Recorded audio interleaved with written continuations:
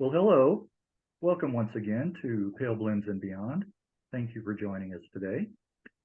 My guest today, Ron Demmans, is an expat Canadian who lives in Franklin, Tennessee. He has worn many hats in his lifetime. Most recently, in 2022, Ron's first novel, Eminent Domain, was published. In his life, he has been a singer, songwriter, and music publisher. Oh, and let's not forget flight attendant and sales manager. But since this is a music channel, we're going to focus primarily on that aspect of Ron's career. But time permitting, I'd like to hear about Mr. Demmans' foray into mystery writing. Ron was an original founding member of Smyle, originally The Smyle. The band formed in 1967 in Burlington, Ontario, consisting of Ron, lead vocals and guitar, Ray Durritt on guitar, Peter Rihbany, bass, and a drummer named Mel. Later, Mel was replaced on drums by Tim Regan. The band called it a day in 1972 after releasing 4 singles and an album. These days, besides writing novels, Ron keeps busy penning songs and recording in his own studio. Well, welcome, Ron. Thank you. Thank you, Rick. Great to be here. I'm glad that we got the little technical difficulty worked out there. Okay. Take us back to the beginning. Talk about where you were born. Okay. I'm Canadian. I'm still a Canadian citizen. I live in Franklin, Tennessee. My wife is American, and she spent one winter in Southern Ontario with me and decided that wasn't her cup of tea. So we in 1982 we moved to back to Tennessee, where she's from, Nashville. So and Franklin is where I live now, is about 14 miles south of Nashville. So I grew up in a little town called Ancaster, Ontario, and Ancaster is about, well, they would call it kilometers now, but it's about 5 or 7 miles or so outside of Hamilton, in Hamilton, Ontario. Basically, back in those days, was a primary industry was steel. There were 2 primary steel companies back then, and that's where my father worked. He worked at the Steel Company of Canada, and my father was in the Canadian Army in WW2, and they met in England and got married and moved to Canada. So I am 50% British. And so my interest in music started very early. And in high school, I ran into a guy by the name of Bill Deutsch. And Bill said, I hear you want to put a band together, and so do I. So that's how that got started in like 1963. So we messed around with different bands, and then I went to McMaster University in Hamilton, Ontario, and graduated in 1968. So instead of moving forward in some sort of corporate life or maybe further schooling, I decided to become a full-time musician. And at that time, Smyle moved away from a couple of the other guys who were doing other things. So the 4 of us that got together, which is Peter, Tim, and Ray, and myself, we all wanted to become full-time musicians.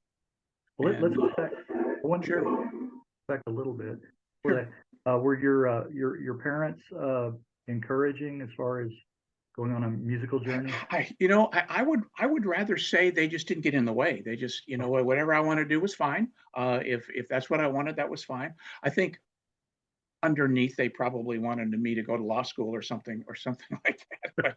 But I had reached at age 22. I was done with school. I didn't want to be at school anymore, and I just I have to understand, music is not just a thing. It's like a disease. It can be, it can literally take hold of you. And for me now, 60 plus years later, it still has a hold of me. I retired a couple of years ago, and you either retire from something or to something, and I retired back to music full time again. So it comes full circle for me. But no, my parents didn't discourage anything. They just basically said, hey, if that's what you want to do, fine. Yeah. Was there a gene that maybe they passed on? Musical family at all? Well, my dad loved country music, and he was born in Shelburne, Ontario, which is north central Ontario. And he could get the Grand Ole Opry on a Saturday night, Okay. 50,000-watt clear channel Grand Ole Opry, and he Yeah. could get that. And so he fell in love with country music. And so neither of my parents were what you call musical. They didn't play instruments, but they both loved music. Mhm. And so, and of course, listening to AM radio back in the day, uh, listening to the Everly Brothers and Elvis and Roy Orbison and the doo-wop bands, it started. I really, really loved it. So I'd sit out in the backyards just singing, a cappella, because I couldn't play an instrument back in those days.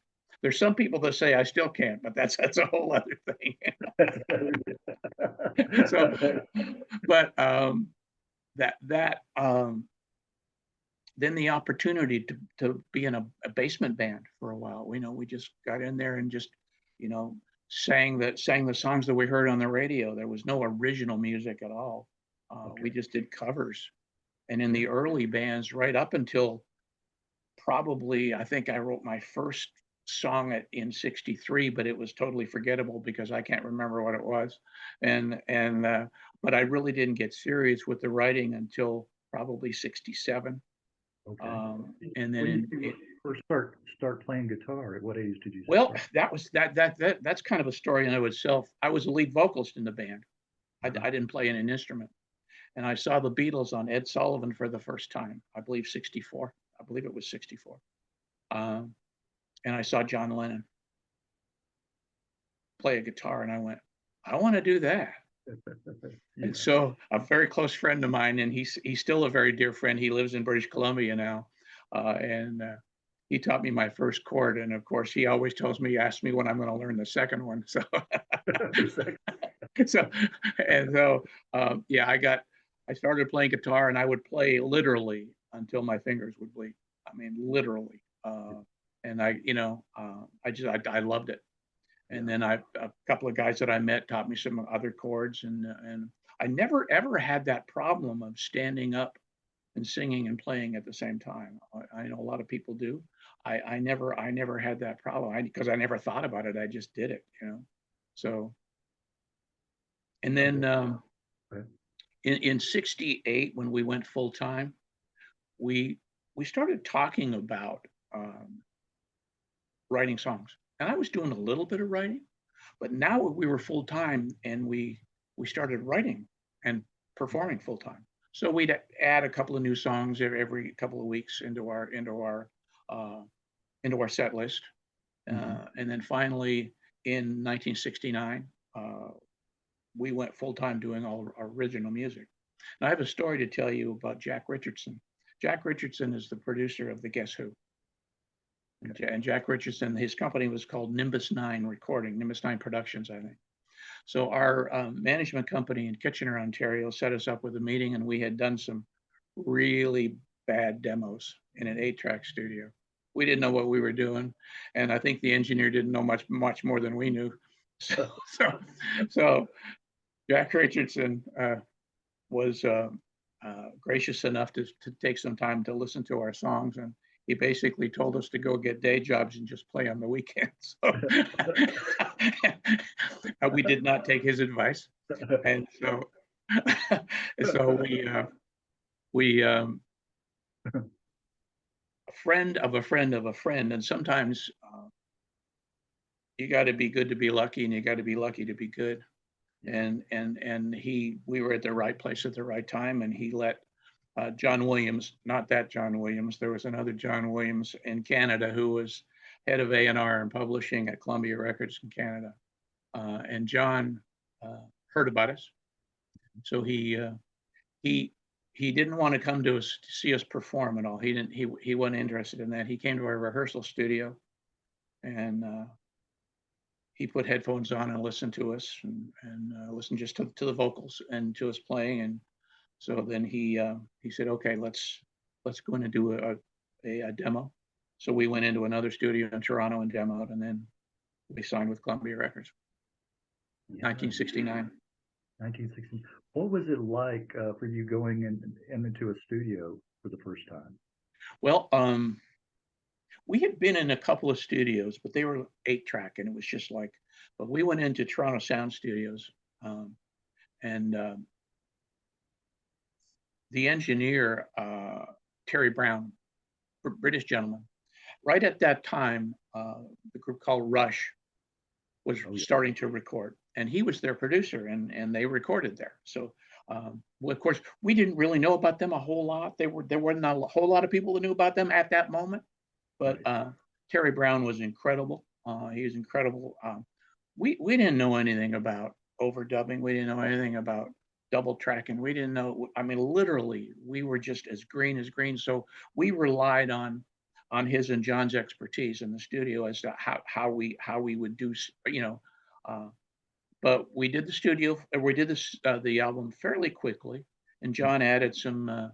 There's some horns in there and things that I don't particularly like. I didn't like them then. I still don't like them. I'm not sure why we didn't, because uh, we were the furthest thing away from a horn band, and so and he added some keyboard stuff. And again, the players were great. Don't get me wrong; they're just great players. But I don't know that it added too much to what we were doing. But we were described as the Rolling Stones rhythm section and Crosby, Stills and Nash vocals, and that's pretty much accurate, I think. We're pretty hard driving rhythm section, but we did, we were very fortunate that all three of us, Peter Ray and I, were all three of us were lead vocalists. Uh-huh. So if you listen to the vocals, the vocals are really strong, and that's one of the main reasons. But I want to go into just a little bit of a political story for you. Sure. In 1970 in Canada, the CRTC is the Canadian Radio Television Commission, and they came up with a ruling that all radio stations had to play 30% Canadian content. So labels like Columbia Records didn't have any Canadian artists. Or if they did, they were very few and far between, because they were getting, the major labels from the artists from England, the artists from the U.S., of course. That's what radio was playing. Every now and again, you'd hear a Canadian act. But then all of a sudden in 1970, the hammer went down, and they had to play 30% Canadian content. So the big labels, and I'm going to use RCA and Columbia and Warner Brothers, those types of labels, they decided that we better get busy, because, and the key here is any group that wrote their own music, as we did, we signed our publishing over to April Blackwood Music, which was owned by Columbia Records. And so they got the publishing income from the songs, radio airplay in particular. So that helped finance the productions of these Canadian acts. So we got airplay like literally across the country, and did very, very well. Yeah. Talking to Fergus Hambleton, he echoed the same story that you were just talking about. The 30%. He Yeah. was Yeah, talking about. and it's still there, believe it or not. It is still in place now, and there's a little label that goes on a record, and it's called the Maple logo, MAPL, Okay. and it's the form of a maple leaf, and it's music, artist, production, music, author, production, lyrics. Sorry, music, author, production, lyrics. I'm sorry, it takes a minute to remember that. So if you had two of those four, that's all you needed. So you could be a Canadian artist, you could write your own music, but you could record it in the U.S. So Oh, many years later, which is how I got to come to Nashville many years later, we were recording in Nashville, but we were Canadian artists and we were writing our own stuff. So we fulfilled 3 of the 4. okay. Gotcha. Well, you going back a little bit too, I wanted to ask you about how Herb Locke became your manager. Herb Long, he passed away a few years ago. Wonderful guy, a great friend. He also was in Canada. And Herb Locke was very involved in youth athletics in Ancaster. hockey and baseball in particular. And he owned a taxi company in Hamilton, he and another guy. And the company was called Will Locke Enterprises. And it was Herbie Locke and Harold Williams. And together, and Harold Williams' son, Terry, played in a band. So they decided they'd put a booking agency together. And so I don't know that I would say that Herb managed the band, but he booked the band a lot. He booked the band a lot. And again, very, very close friend. He had a good business about him. Yeah, he worked at Stelco. He worked where my dad worked, and so this was all, you know, kind of sideline stuff for him. But wonderful guy. Again, knew him for decades. Yeah, yeah. Do you recall the mention of the band in the June '69 issue of RPM? I do. I don't recall what it said. You know, I can barely remember where I parked my car, and literally it's out front of my house. But the band,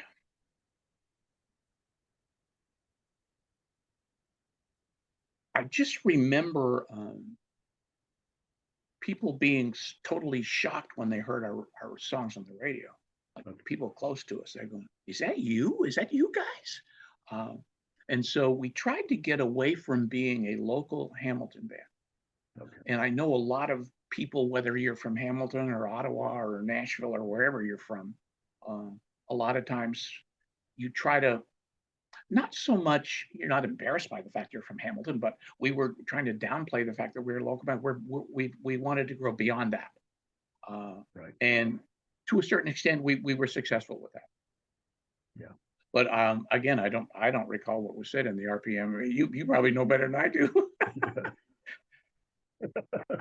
Well, by 1970, drummer Mel was replaced by Tim Regan, right? And then the music style changed a little bit too. We were doing covers, okay, because back in the day we were being booked by a company in Kitchener called DRAM Productions, DRAM Productions in Kitchener, and managed by the same people, and their management company was called Colonnade Talent. And so they believed that in order to get work, when I say work, back in those days, we didn't do a lot of clubs. Okay. High school still held dances. Yeah. We were playing at colleges. We were the Canadian tour band for a couple of US acts. And so we played a lot. I mean, we were busy. We weren't sitting at home, particularly weekends. We played a lot. But they told us, if you go all original, you're not going to be able to play these gigs. You're going to lose work. So they really didn't want us to be all original. But we realized in order to escape, and maybe that's a poor choice of words on my part, to go beyond a local yokel band, we needed to play original songs in order for us, and we wanted to record. We wanted to be a recording band. In order for us to be a recording band, we didn't have anybody supplying us with original music.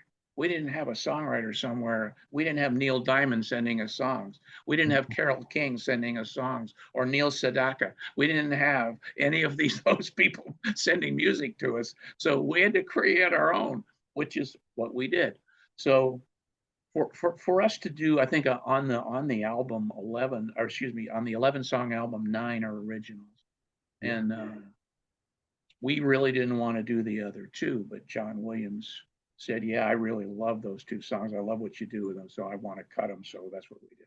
But anyway, so for us to change our style, the style itself didn't change, but just the music that we played, we pulled back from doing covers, and I'm not saying we didn't do any. We did a few, but DRAM agency was right. There were a few places that decided they didn't want us anymore because we were playing original songs, and we expected that to happen a little bit. It didn't happen as much as DRAM said it would, but it did happen a little bit.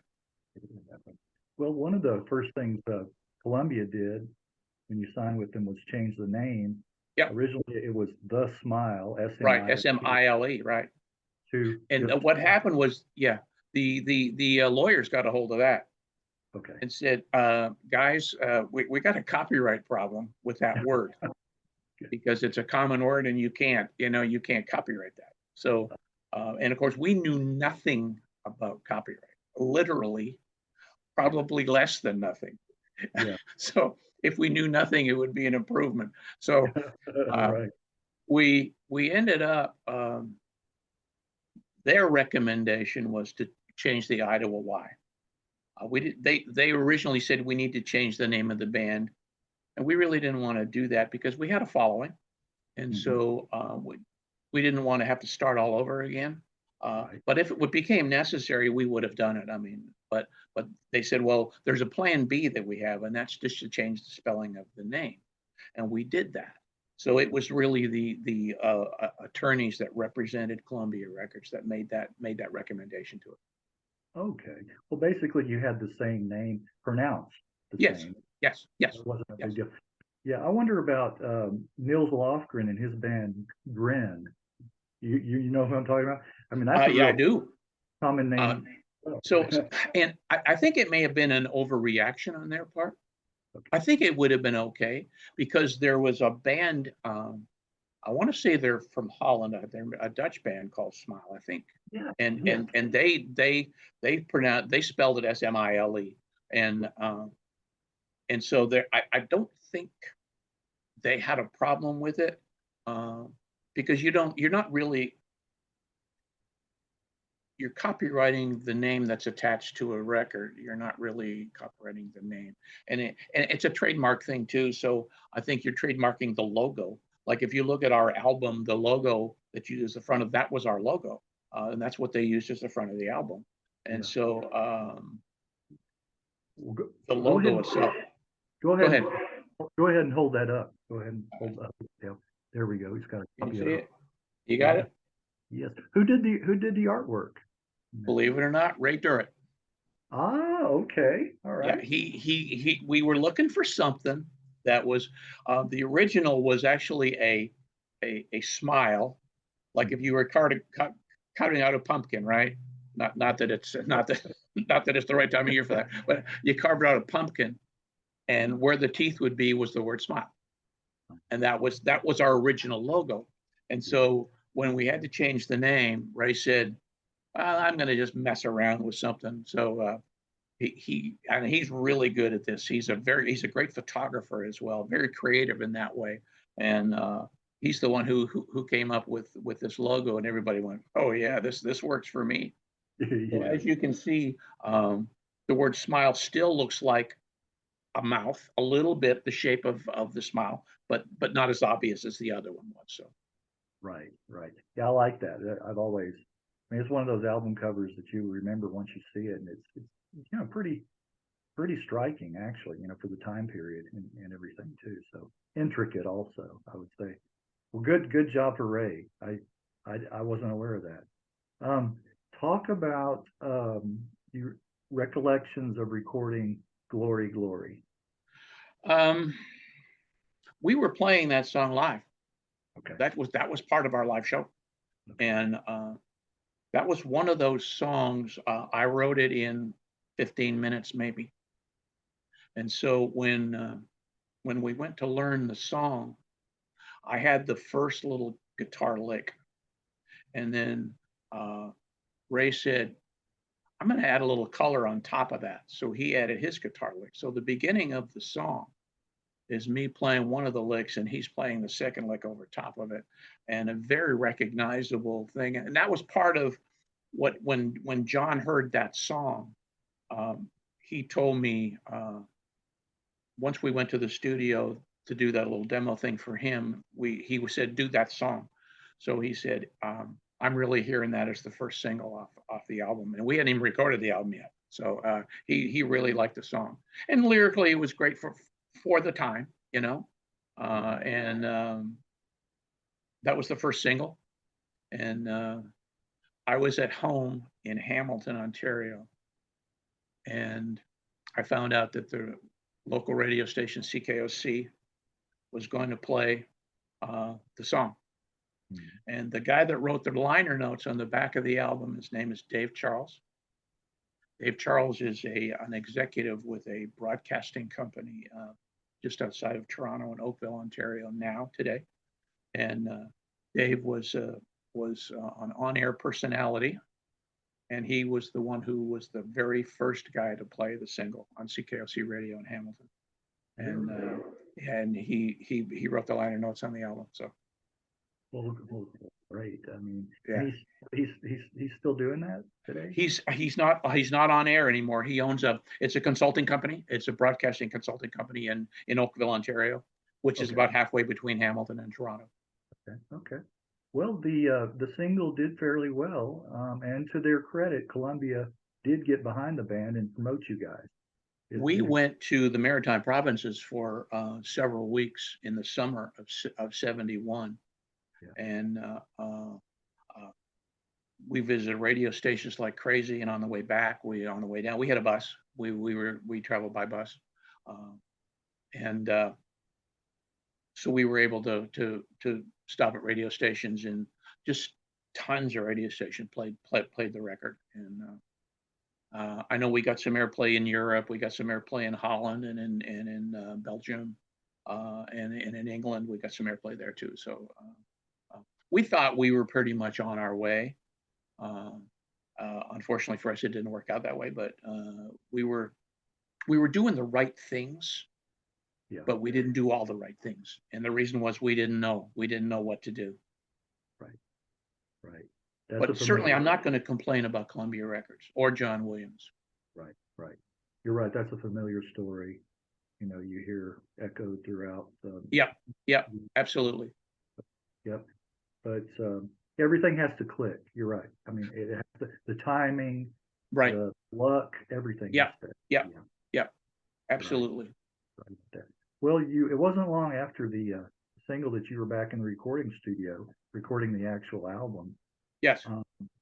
And I'll tell you what I think of, what I hear, the horns, when you mentioned that earlier, I'm reminded of Blood, Sweat, and Tears and early Chicago. I hear. Well, and there's a band called the Grassroots. Right. They had that same kind of horn feel. One of the songs on the album has a very Grassroots sound to it. And I read a review on it. This sounds very much like the Grassroots. I took it as a compliment, to be quite honest with you. We weren't trying to steal their thunder, because when we wrote the song, it didn't sound like Grassroots at all. But you put the horns on it, now all of a sudden it's Grassroots. Right. And but I have to say this, and I'm not going to throw Grassroots under the bus by any stretch here. But, the Grassroots never played on any of their own records. And we played on every song on this album. So, and again, I'm not throwing them under the bus, because they're great players. But in LA at the time, bands didn't play on their own sessions. If you're familiar with the Wrecking Crew from Los Angeles, that's who played on their records, the Wrecking Crew. There's a song called Midnight Confessions by the Grassroots, and Carol Kay played bass on that, because it's a great bass riff on that, and that's her playing it. So again, great guys, very talented guys. But in Toronto back in 1969, if you were a band on a record label, you played on your own record. So right. And that gave us great experience. It really did. It just gave us great experience. Yeah, you were honing your chops. Exactly. Absolutely. Right. Well, I'll have to mention one of the tracks from the album, Gotta Get To It. Yep. The fuzz guitar reminds me of Steely Dan. Yep. That was one of those songs where we were into doing a lot of, and at the time we didn't know what Steely Dan. Well, we knew who they were, but we weren't trying to copy it. We're just trying to do something different. Some of our songs sounded, I'm not going to use the word mundane, but they didn't have anything that was going to knock you down. And we just decided, hey, let's do some vocal stuff, and let's have some fun with the vocals. So we wrote the basic song and then kind of did some arranging around it. Right. Yeah, that, and the other song I wanted to mention was I like Away Yeah. AWAY. That Yeah. the Latin feel on that one. Yes. I like that. And it didn't start out with a Latin feel. Oh, really? Okay. It started out kind of straight up, and then Tim Regan said, let's just do something a little bit different. Understanding in the rehearsal studio, we were just trying stuff, and tried it, and if it worked, we kept it. If it didn't work, we went on to something else, and so we could experiment, but understanding the limitations of two guitars, bass, and drums instrumentally. Definitely, I mean, we could have pushed for a keyboard player that would have helped us, but we wanted to stay a four-man group. Yeah. And certainly we didn't need another voice as far as the vocals were concerned. We had that covered. And so we had that kind of great range thing where Ray Durritt is a true tenor, and I'm a lyric baritone, and Peter is a baritone. So we had those ranges covered. So Ray could hit the high notes. Of course, I did almost all the falsetto stuff that you hear in the vocals is me, but the high natural range stuff is Ray. And Peter's typically the one up underneath us. So I think the blend of the three of us and the way the ranges worked was and that was by accident. We didn't plan that, so it just kind of worked out that way. Just worked out that way, yeah. Well, Columbia must have been pleased with the result because they backed the production of more singles at the time. Yeah. And then that Ray Durritt's "Gotta Get It," "Company Man," came out in '71 July, but it didn't chart. Nope. There was some things going on at Columbia, and since I've been in Nashville and been in the music industry in Nashville, which is a whole different ball game than what I was used to in Canada at the time. When a group signs with a label, there's so much that the group or the artist can control, but there's so much that they can't. So when you have changes in personnel at the record label, that can literally destroy a career, because you get the person that is yelling for you the loudest at the label now is gone. So you don't have that voice inside the label in the A&R meetings or in the marketing meetings. And so you don't have that person anymore. Right. So, and I'm not blaming anybody. Don't get me wrong, but we didn't get the support of the next few singles like we did with Glory, Glory. Glory, Glory. Yeah. Then you start losing that momentum. Yeah. That's exactly what happened. Yeah. Well, you during I guess 71, you did tour some in the U.S. Whereabouts? Well, we've actually been touring. Again, I said we were a backup band in Canada for Chuck Berry. We were his backup band in Canada when he came to Canada, and that's like a whole 2-hour deal right there for me to talk about Chuck Berry. And there was another singer from the late '50s, early '60s named Freddie Cannon. Oh yeah. And we were his backup band in Canada too. And then we went to the NEC, is the National Entertainment Conference, and I don't even know if it exists anymore, but back in those days, the northeastern division of that was colleges would get together to block book artists. So we played at this in Grossinger's Hotel in Liberty, New York. We played at a NEC conference, and our sound guy at the time basically told us that was the worst he'd ever seen us play. So we didn't do very well. And so we kind of left there with our tails between our legs. But then next thing you know, we're getting all these bookings in New York State. So we opened for Steppenwolf probably, I don't know, 6 or 8 times in New York State. And this was right as our album was being released. Okay. And so and we played a lot of places. The College of the Finger Lakes, which is kind of a weird name, but College of the Finger Lakes in Canandaigua, New York. We played there a bunch. I mean, they got us as often as we could. We played a lot of the SUNYs, the State University of New York. We played a bunch of their Alfred, New York, and we played a bunch of those. So we did, I guess we did better than we thought we did at Crow Singers, because we got booked a lot. Wow, okay. Did you get any backing or promo from Wolfman Jack? No, no, we did not. I don't know if he would have taken our call. I don't know. Yeah, that's where you knew where that came from. Oh, I did. Right. And his name is Cornelis. Yep. Actually, without the U. And I, mistakenly called him Cornelius, and he said the only one I let do that was Wolfman. On that recording. Yeah, that's right.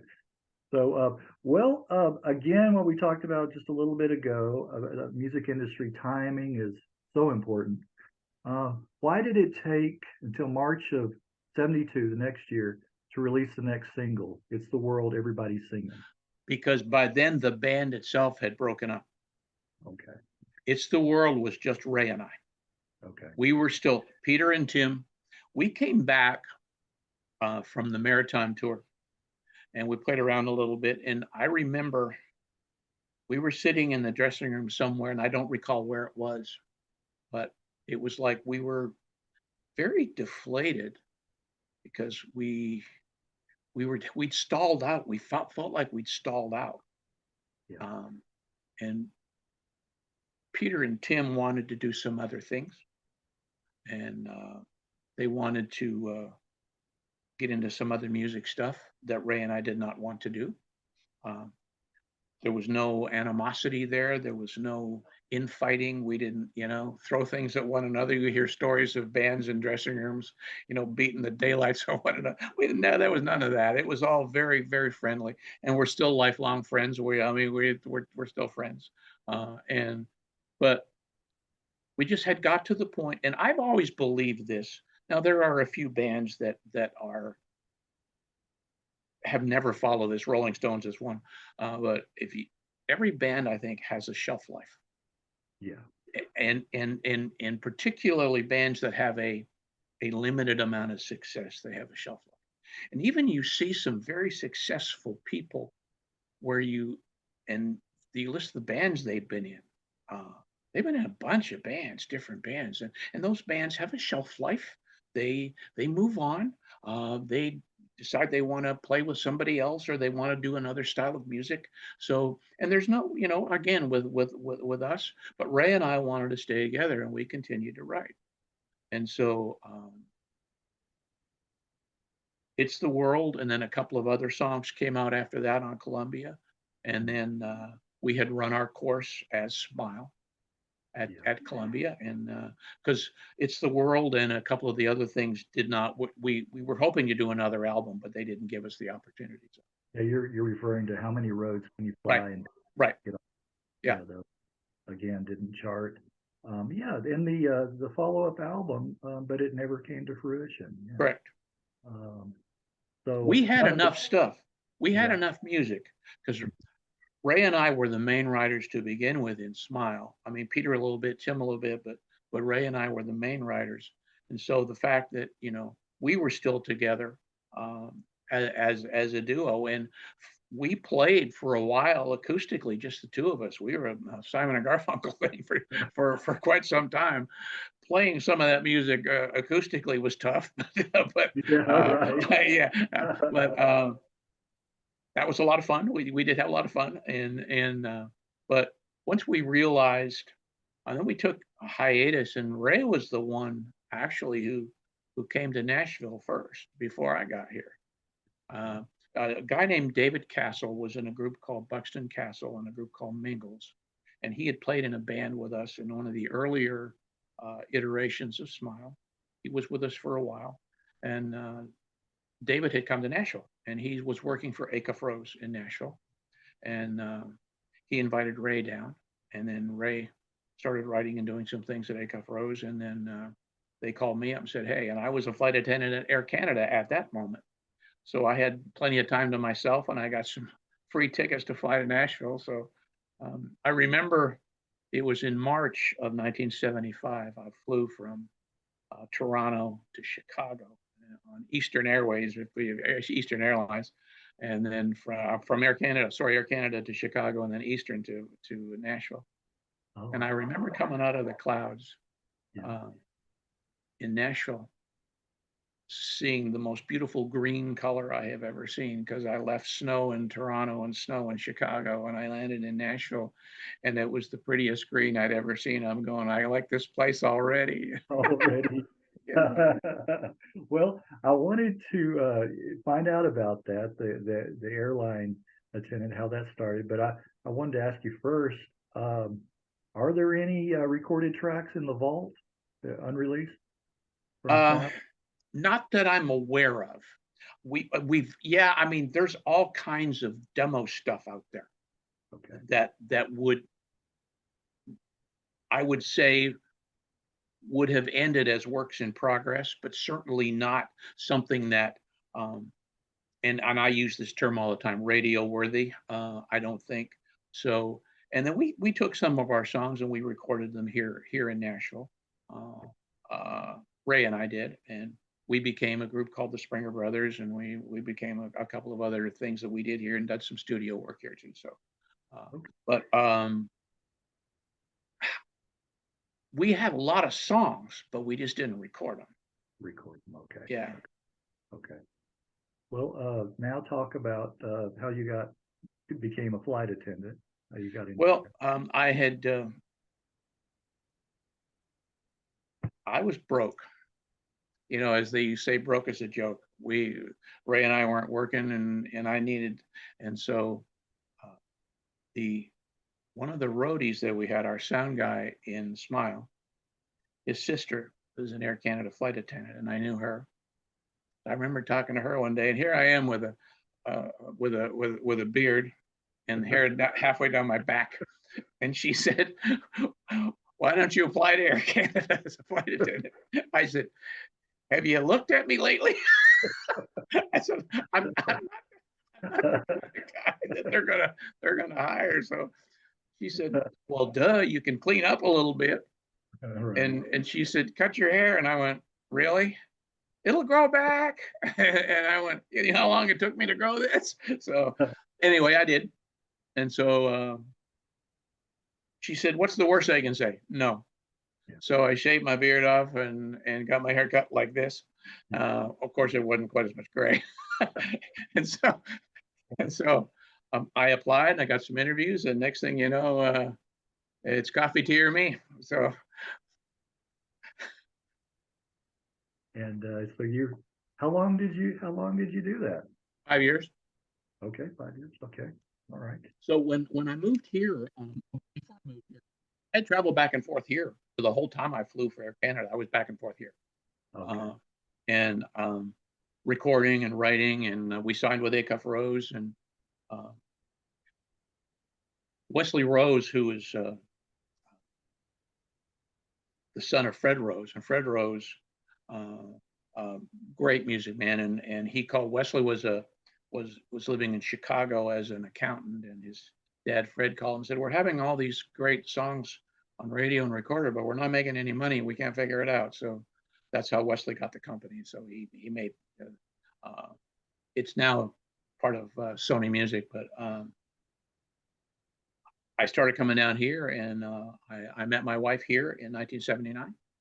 We got married in '80, we she lived in Canada for one winter, and she said, "Yeah, you know what, Sparky? I don't think so." so, uh, Well, so I have a friend. Well, I met through one of these interviews, and he's transplanted from Liverpool right, to Toronto, right, and he complains about the winters. Oh gosh, yeah, yeah. And I said, so you gotta get out there with your, you know, push the snow off your sidewalk. On said, thank goodness for snow blowers, you know. So at least he's got something to work with, you know. Well, where you live is further south than where I am, and so the winters are. I'm just going to use the word moderate. Yeah. I mean, we have sometimes we don't get a lot of snow here. The problems that we have weather-wise is ice. We get Yeah. we get some ice issues because there's a lot of rain here and a lot of precipitation and then the weather changes, the weather drops the next thing, and ice more than anything else will really collapse everybody here. We just, shut down till it warms up again. Yeah, we do the same thing here. People freak out. They can't Yeah. drive. Oh yeah, they just freak out. Yeah. Yeah. We've had Yeah. some major snowstorms where it's literally uh, shut the place down. I mean, the airport closes. I mean, you just can't. There's nothing you can do about it. And so, because they don't have the roads, they don't have the snowplow equipment that they have up north, and Yeah.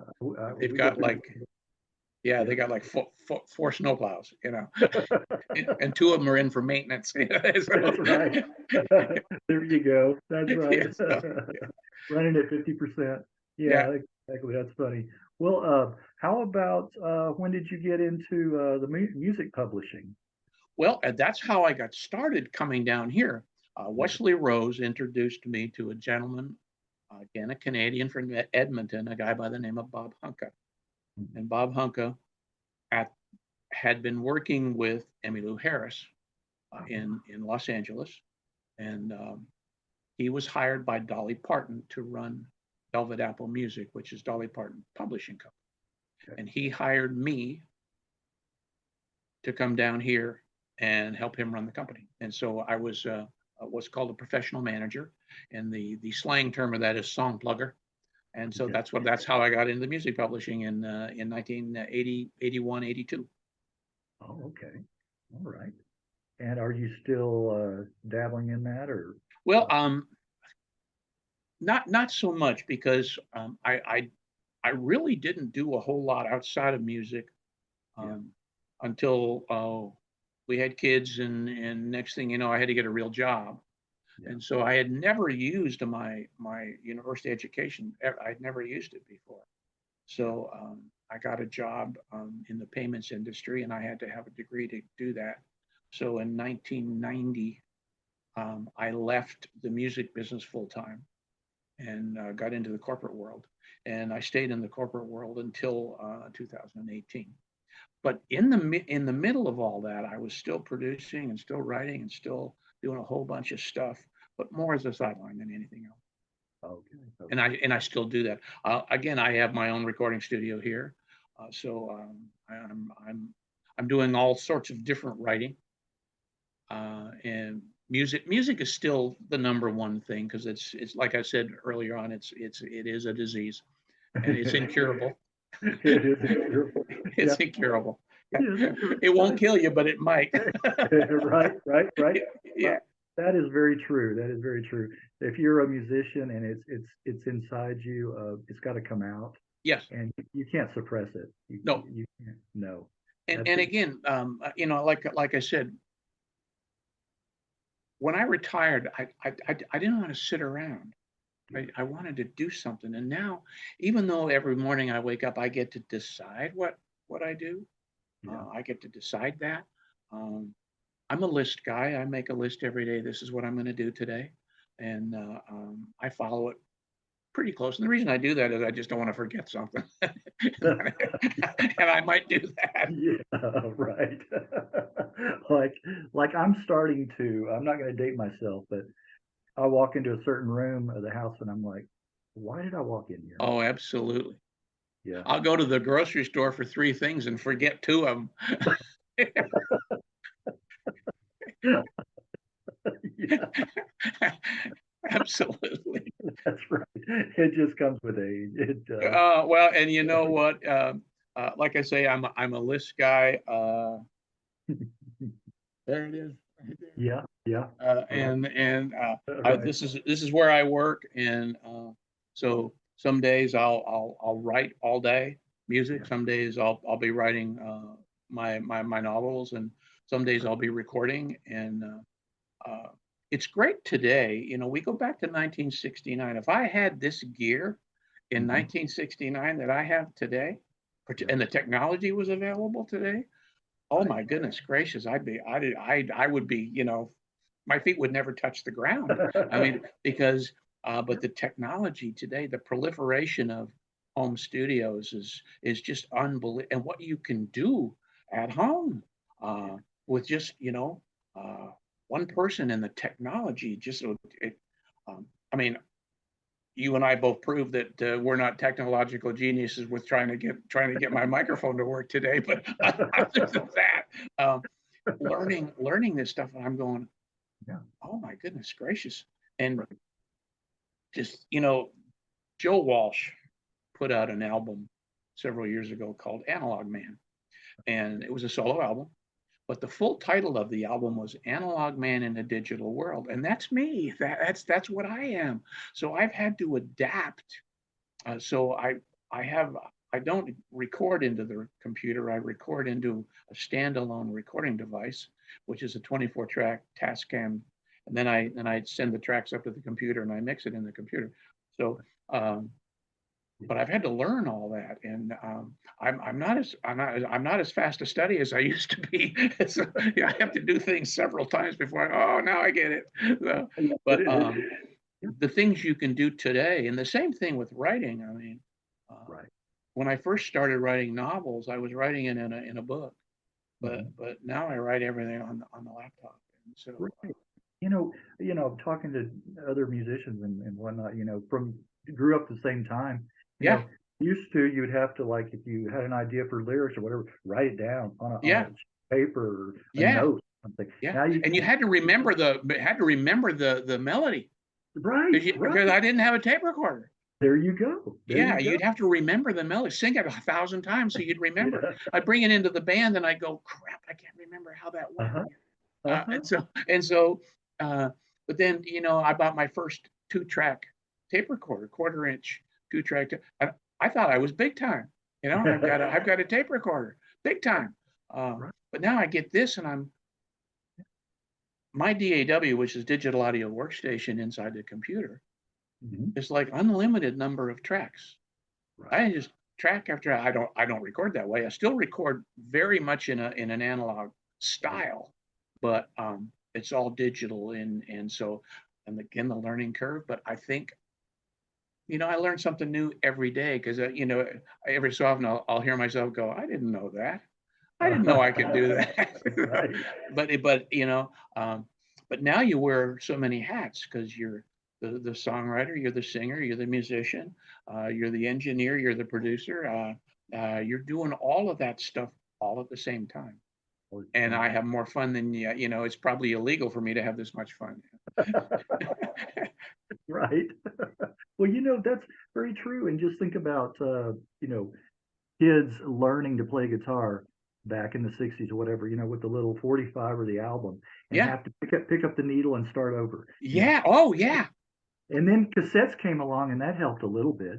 Well, the problem with the cassette is you'd have to rewind it and guess it Yeah, where you were because right. Yeah. usually the counter on the cassette wasn't accurate. So, oh yeah, listen, I did that thing on the needle. Well, Yeah. oh my goodness gracious, Yeah. my mother would go nuts. Is there any chance you could play another song? Do you have to keep playing the same one? Over and over. And getting the new Beatle album and trying to learn every song on the album. Right. Oh yeah, or the Rolling Stones, whatever band it happened to be that you like. When we got the Crosby, Stills and Nash, the first album, before Neil Young joining the band, oh my goodness, I wore out 2 of them. I mean, literally, I just wore them out. I Yeah. wore out Needles pretty good too, Oh yeah, I did too. because that's all we had. We didn't have anything else. Yeah. Yeah. You know. Wow. Well, talk about when did you get Did you get hit with the writing bug for the novel? Writing. I don't know that I could give you a certain time. To me, writing is writing. Yeah. Writing a novel, and I'm just going to pick a number of say 60,000 words Mhm. versus writing a 3-minute song. Um, I didn't know it. I knew the music publishing business, and I think I know how to write a song. There isn't really any right or wrong way to write a song. There really isn't. And kind of the same with a novel, but I didn't know what I was doing. So when I started writing, I just had some ideas and I just jotted them down. I wrote the first novel I wrote was really a World War II thing that is still there. It's finished. It's dated now with some of the things, some of the timelines in it are dated, but the title Eminent Domain, I remember seeing a news thing that used the term eminent domain, which is the title of my first novel. And I didn't know what that meant. So I looked it up, and it's a legal term. Basically, a government entity can come and take your property and pay you the going rate for that property if they want to use it. Maybe they want to, build a new road, or they want to, but they have the right to do that. It's under eminent domain laws. So I kind of parked the idea. So then I wrote this kind of maybe this 2,000 word thing about a mayor in a town kind of doing some bad stuff, and that's where it started. But I wrote it initially as in the third person, and then I read a novel by a guy named Nelson DeMille, and there was a movie came out in I think '99 called The President's Daughter. No, The General's Daughter. Sorry, The General's Daughter, and that's Nelson DeMille wrote the book for that, and I read the book, and he writes in the first person. I went, oh, that's kind of neat. So I went back, and I probably had 5,000 words to written, and I went back and wrote it in the first person. So the book is written in the first person now, and I really enjoyed it. But it started up being 45,000 words, and I thought I was finished. So when I contacted the publisher, which is Indigo River Publishing in Pensacola, Florida, they read it and said, we really like the idea. It's an easy read, and but we need it to be about 60,000 words, and it was 45,000. I'm going, uh-oh. Or rut-row, as they used to say, right? Yeah, rut-row. Rut-row. And I went, oh boy, I have no earthly idea how to do that. She said, no, we're going to get you an editor. You don't have, you're going to work with an editor. So, and I worked with this guy. He was from Cleveland, Ohio, and he was absolutely phenomenal. And we worked through many months. It took probably longer to do the edit than it did to write the novel, because we worked, chapter by chapter, paragraph by paragraph if we had to. And so he'd send me a note going, you really want to say this here? And I'd go, and then I start questioning. I go, no. But then he'd always say, no, it's just recommendation. I'm not telling you what to do. So, but we worked great together, and as it turned out, the book sits at 62,000 words now, and we didn't put any fluff in it. We didn't, he would say, this is a really good part of the book. Why don't you talk about it a little bit more? So I'd go through and I'd write another 1,000 words or something, or another 800 words, and send it back, and he'd go, that's exactly what needs to happen. So, or he'd say, you know what, now that I've read this, let's put this further down in the chapter. So, but it's hard work. I think editing is harder than actually writing the novel. Right. That's interesting you brought that up, because I was going to ask about, I didn't know anything about the novel writing business or anything, Yeah. but I do know that having a good editor makes all the difference. And the relationship with the editor, I was scared at first, because you hear horror stories. Yeah. That you've got some guy that's he eats nails for breakfast, and he hates everything you do, and there's nothing that you can write that pleases him. Totally wrong. I mean, I wasn't even close, because this guy was going, hey, we're going to work together, we're going to collaborate, but the final decision on anything we do is yours. It's your decision. It's your book. He said, whether you put my name in the notes anywhere, and I did at the end when I in the credits, I gave him credit, and he said, you don't have to, but he said, I'll tell you what, he said, it's your decision, your final decision. So when we handed the book in, they made some, I write, and this may sound bizarre, but I write very British Canadian, okay? And so there's some spellings were Canadian spellings or British spellings, uh, and I remember the girl that actually did the final edit, which is really kind of a scrub.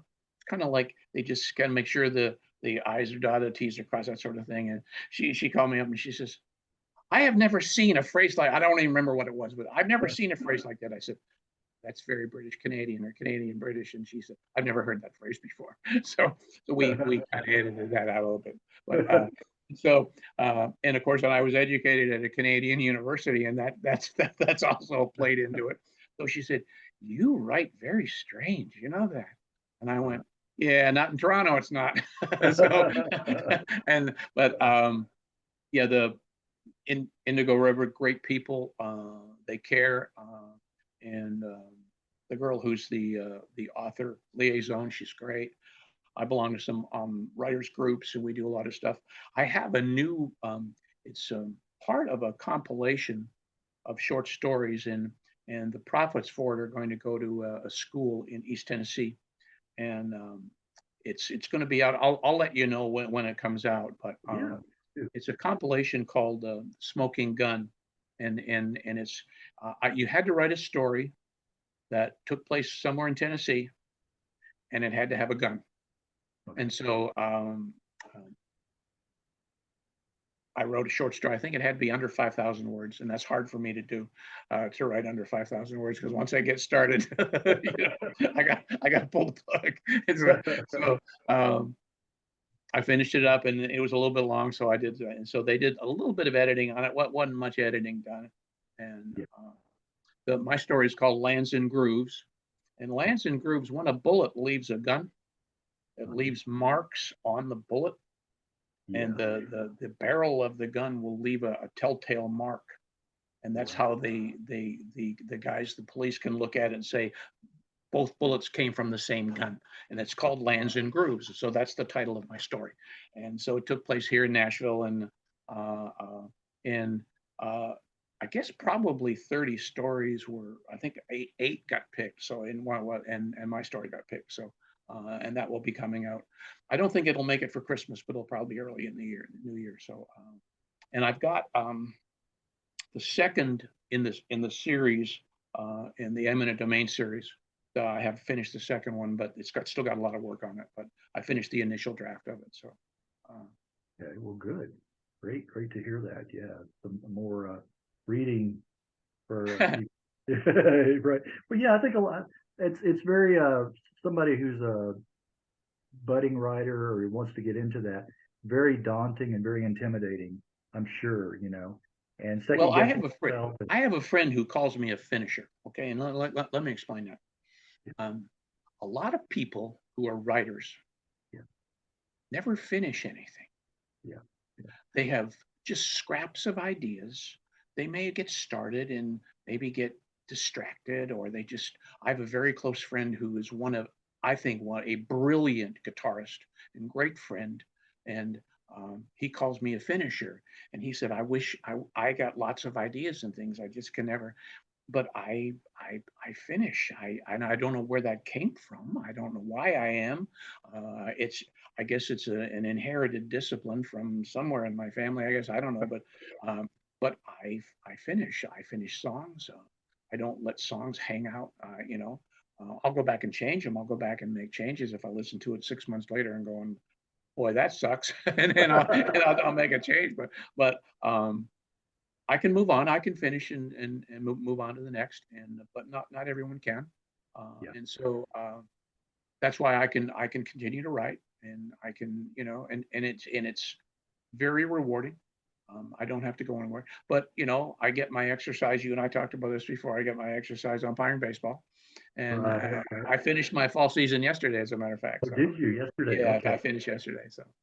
Oh yeah. It's great because I get this great amount of exercise and they pay me. So right. Yeah. So and it's great fun. It's great fun. Yeah. So I wished I stopped doing that probably about 20 something years ago now. I had done it. My uncle was like the secretary of the Chamber of Commerce baseball league. And and so that's how I got into it. First, scorekeeping. I was scorekeeping first, and then got into the umpiring. doing the T-ball and then Yep. moving up Yep. A league, double A, whatever, what have you. Yep. And yeah, I enjoyed that. And like you said, you get paid for it. So Well, and it gets me outside, right, because, right. I would be stuck in this chair that I'm sitting in right now. Right. And sometimes if I'm writing or if I'm working, I'll look at the clock and 3 hours has gone by. Yeah. And Yeah. the only reason that I have to get up is because I've had 2 bottles of water and I need to pee. It's just that simple. But if my schedule says, okay, I got umpired I umpired 3 games yesterday, and so it gets me out of the house and it gets me some mad money so I can go do some crazy stuff and There you and not worry about it. Yeah. there you go.